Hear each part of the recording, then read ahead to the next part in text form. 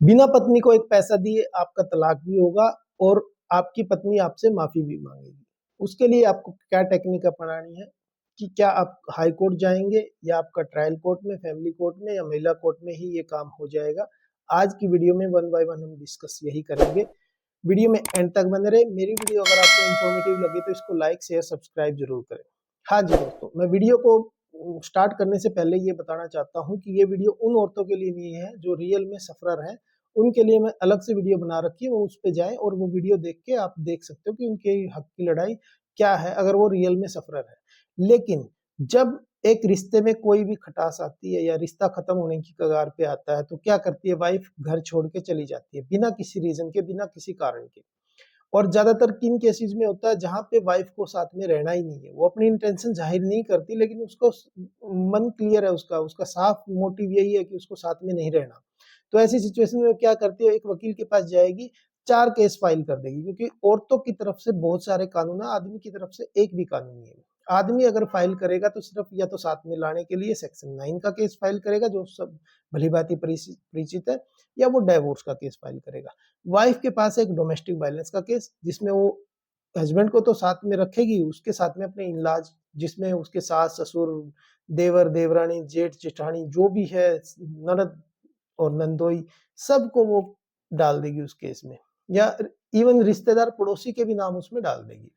तो ऐसी सिचुएशन होती है। दूसरा होता है, अगर ये तो हो गया डोमेस्टिक वायलेंस का, एक होता है मेंटेनेंस का केस जो 125 आज की डेट में बीएनएस 144 हो गया है, भारतीय नागरिक सुरक्षा संहिता के उससे है वो कानून। तो उसमें मेंटेनेंस का क्लेम करेगी। अब उसकी सीधी फाइट क्या है, या तो वो मेंटेनेंस चाहिए या उसको परमानेंट एलिमेंट चाहिए। लेकिन कई बार आप लोगों ने देखा होगा कि वाइफ का कहीं पे एक्स्ट्रा मैरिटल अफेयर है, फिर भी वो इस तरह के केसेस फाइल कर देती है, मेंटेनेंस का भी कर देगी, डोमेस्टिक वायलेंस 498 ए जो अभी हो गया है भारतीय न्याय संहिता में 85 86 कुछ ऐसे करके हो गया, वो कानून डाल देते हैं उसमें कि भाई मेरे को तो दहेज के लिए प्रताड़ित कर रहे, वो कर रहे, लेकिन साथ में उसको रहना नहीं है, ये नहीं बताएगी कोर्ट में, वो सीधे से ये केस फाइल कर देगी और अपनी तरफ से डिमांड रख देगी कि मेरे को 50 लाख चाहिए, 1 करोड़ चाहिए, ऐसी डिमांड रख देगी। या कोर्ट में मेंटेनेंस मांगने स्टार्ट कर देगी, 50,000 चाहिए, मेरे को 1 लाख रुपए चाहिए। उनका ये केस फाइल करने का जो मेन मोटिव होता है वो क्या होता है? देखिए, अगर किसी वाइफ को डिवोर्स ही लेना, रियल में उसको इस रिश्ते से बाहर ही निकलना, तो वो क्या होता है उनका मेन मकसद? वो एक वकील के पास जब जाएगी तो वकील उसको एडवाइस करेगा, मैडम अगर आप डिवोर्स के लिए सीधा जाओगे तो आपको डिवोर्स नहीं मिलेगा, आपके हस्बैंड आपको डिवोर्स नहीं देंगे, क्योंकि वो आप एजिटेट करेंगे इस चीज पे, वो मना करेंगे आपको। अगर आप उसके ऊपर कोई केस डालोगे, जैसे क्रिमिनल केस डाल दिया, जैसे 498 का केस होता है दहेज वाला, या आप डोमेस्टिक वायलेंस का केस डाल दोगे, उसकी पूरी फैमिली को खड़ा कर दोगे वहां पे, या मेंटेनेंस का केस डाल दोगे, तो इस सिचुएशन में आपको बहुत ज्यादा बेनिफिट मिलेगा कि वो इन चीजों से घबरा के वो आपको डिवोर्स तुरंत दे देगा और आपकी परमानेंट एलिमनी भी डिसाइड हो जाएगी। उनको एक वादा कर दिया जाता है, एक प्रॉमिस कर दिया जाता है, एक बता दिया जाता है कि आपकी मेंटेनेंस जो है 1 महीने में या 3 महीने में बन जाएगी, जिससे वाइफ को एक पॉजिटिव वाइब्स मिलती है। उनको लगता है कि भाई उनका मेंटेनेंस भी बन जाएगा और सारी चीजें हो जाएंगी और परमानेंट एलिमनी भी बन जाएगी। वो केस फाइल कर दिया, कोर्ट में केस चला गया। वाइफ का मेन मोटिव है क्या? रिश्ते से बाहर निकलना, डिवोर्स देना, लेकिन उसने केस इतने सारे फाइल कर दिए। अब हस्बैंड के साथ में क्या होगा? हस्बैंड और उसकी फैमिली वो भी लॉयर करेंगे, वो भी कोर्ट में फाइट करेंगे, मेंटेनेंस बनेगी, मेंटेनेंस देना स्टार्ट करेंगे। लेकिन यहाँ पे ही कुछ जो चीजें हैं मेन मेन, वो मैं बता देता हूँ। जैसे ही आपको लगता है, जैसे अगर उसने डोमेस्टिक वायलेंस का कोई केस डाल दिया, मेंटेनेंस का केस कोई डाल दिया, 498 का कोई केस डाल दिया जिसमें दहेज का एलिगेशन लगाया है, अगर वहां पे कोई चीज आपको फर्जी लगती है तो आप सीधा हाई कोर्ट में जाके 528 जो है भारतीय बीएनएस का हो गया है, और 482 वहां पे वो था जो सीआरपीसी का, उसमें जाके आप उसको क्वेशिंग के लिए जा सकते हो, उसको रद्द कराने के लिए जा सकते हो हाई कोर्ट में। अगर आपके पास पुख्ता सबूत है 100/100, यानी कि आप 100% उस केस को प्रूव करने में हो कि भाई हाँ ये है, तो हाई कोर्ट उसको सिरे से खारिज कर देगा और आपको नीचे ट्रायल कोर्ट में इस तरह का सफर करने की जरूरत नहीं पड़ेगी। पहला तो ये हो गया आपका। तो इसके लिए आपको पहले देखना पड़ेगा कि उसमें एलिगेशंस किस टाइप की हैं और उन एलिगेशंस को आप कैसे एक बाय वन आप कैसे उनको एकदम से सिरे से खारिज करते जा रहे हो। तो इसके लिए आप हाई कोर्ट में जाके क्वेश्चन के लिए जा सकते हो। चलो ये वाला पार्ट मोस्टली केसेस में नहीं हो पाता, क्योंकि हर किसी के पास नहीं होता कि भाई सीधा डायरेक्ट हाई कोर्ट में अप्रोच कर ले, या हाई कोर्ट भी डायरेक्ट उनको सुनने के लिए नहीं होता कि उनको अगर प्रमा फेसाई लगता है शुरुआती दौर पे कि भाई हाँ इस केस में है, तो वो हाई कोर्ट सुनेगा, अदरवाइज वो कहेगा भाई ट्रायल कोर्ट से जो भी डिसीजन आएगा वहां पे आप फेस कीजिए। तो ये होता है। अब आप आगे नीचे की कोर्ट में, जैसे महिला कोर्ट या फैमिली कोर्ट, वहां पे आपकी फाइट हो रही है किस चीज पे? मेंटेनेंस पे। मेंटेनेंस पे 1 से 1.5 साल 2 साल तक फाइट होगी। तो मेंटेनेंस को रोकने के लिए आपको क्या करना है? देखिए, अगर आपकी वाइफ पढ़ी लिखी है और उसका अच्छा बैकग्राउंड है पढ़ने का, लिखने का, वर्किंग का भी उसका प्रोफाइल है पीछे का, 1 डेढ़ साल की शादी है तो उसमें 3 साल तक की बैंक स्टेटमेंट मांगी जाती है, 3 साल तक की ITRs मांगी जाती है, या वर्किंग का कोई आप उनका डाटा निकाल के दे देते हो कोर्ट में, तो उसकी मेंटेनेंस यहाँ पे रुक जाती है। बहुत सारे जजमेंट है जहाँ पे वेल क्वालिफाइड वाइफ और well earning wife is not capable to take any maintenance from husband. ठीक है, वाइफ को कहीं से भी मेंटेनेंस नहीं मिलेगी अगर वो वर्किंग है और उसका एजुकेशनल बैकग्राउंड बहुत ही अच्छा है, तो बहुत ही वेल क्वालिफाइड है। तो पहला तो ये हो गया टॉपिक।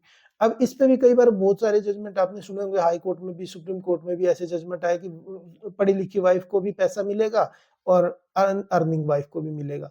तो यहाँ पे आपको क्या करना है, एक बार आप यहाँ पे सोचिए, अगर आपको कोई भी उसके खिलाफ कोई लकूना मिलता है, अगर उसने या उसके फैमिली ने, किसी ने भी गवर्नमेंट के साथ में कोई फ्रॉड किया है, तो आप उसके खिलाफ एक क्रिमिनल केस भी डाल सकते हो, जिससे उसका मोरल डाउन होगा।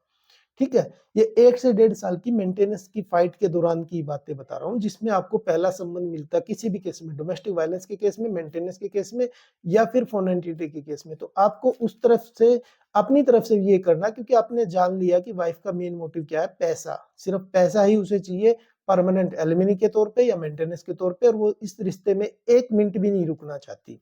तो ऐसी सिचुएशन में पहला तो आपका ये काम हो गया, कोई भी देखिए फ्रॉड तो नहीं किया उन्होंने, या आपके साथ कोई क्रिमिनल ऑफेंस तो नहीं किया, तो आप उस केस को पूरा पूरा मजबूती से लड़िए।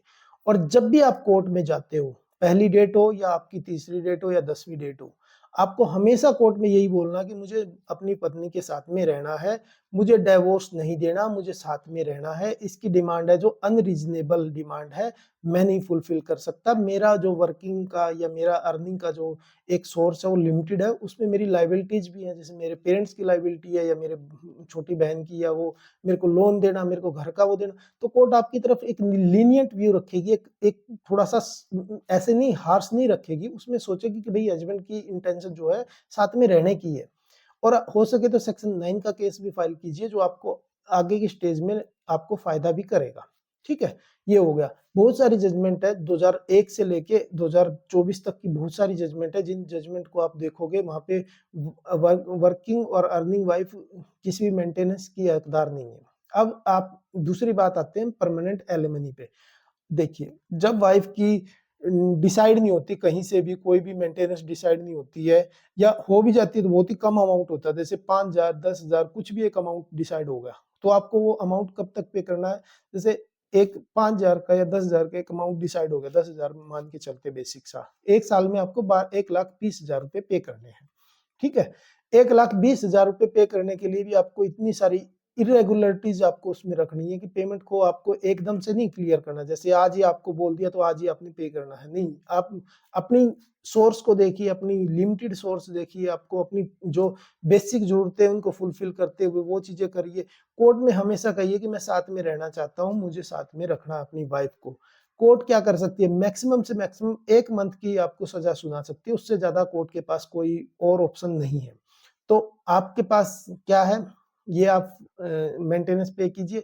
1 मंथ की आपको जो जेल भेज सकती है वही है, वो भी सिविल इम्प्रिजनमेंट बोलते हैं उसको, कि भाई 1 महीने के लिए अंदर गए फिर बाहर आ गए। कोर्ट इससे ज्यादा आपके खिलाफ हार्श नहीं हो सकता। हाँ, लेकिन जो आपके साथ हो सकता है वो ये है कि आपके खिलाफ वो एग्जीक्यूशन पे एग्जीक्यूशन डालेगी या पेमेंट करने के लिए फोर्स करेगी कोर्ट, तो वहां पे आपको हमेशा ये बोलना मुझे साथ में रहना है। दूसरा, उस पे इस तरह के डिफेंसिव मोड में नहीं रहिए कि हमेशा ही आपको डिफेंसिव रहना है, या तो डिवोर्स का केस या सेक्शन 9 का केस डालिए ताकि आप अपने उसमें रहे। रिश्ते को ठीक करने की कोशिश पूरी-पूरी कीजिए। जब वाइफ का मोरल डाउन होगा वो कैसे होगा? जैसे 10,000 रुपए की मेंटेनेंस बन गई और वो मेंटेनेंस कब बनती है? आज आपने केस फाइल किया, जैसे मान लो अब दिसंबर में है तो मेंटेनेंस बनेगी जाके आगे अगले साल दिसंबर में ही या जनवरी फरवरी में जाके 2026 में। तो इतनी लंबी जब फाइट करती है वाइफ, उस वाइफ को जिसको कि कुछ ही दिन में बाहर निकलना होता है रिश्ते से, क्योंकि उसका मेन मोटिव ये होता है कि डिवोर्स लेके मैं दूसरी लाइफ स्टार्ट करूं, तो वो इतना देर तक वेट नहीं करेगी। वकील ने जो उसको प्रॉमिस की थी उन पे भी वो फोकस नहीं करेगी। वो सीधा-सीधा जीरो अमाउंट पे आ जाएगी। वो कहेगी कि ठीक है, कोई पैसा नहीं देना मेरे को और मेरे को माफ कर और निकल यहाँ से। तो ऐसी चीज़ें करेगी वो। तो ये जब चीज़ें होंगी तो आपको बिना कोई पैसा दिए आपका डिवोर्स भी हो जाएगा और डिवोर्स होगा और आप अपनी लाइफ में एकदम से ईज़िली बाहर निकल जाओगे। ऐसी वीडियो अगर आपको इन्फॉर्मेटिव लगी है तो इसको लाइक, शेयर, सब्सक्राइब ज़रूर करें ताकि मैं इस तरह की वीडियो और बनाता रहूँ। नमस्कार।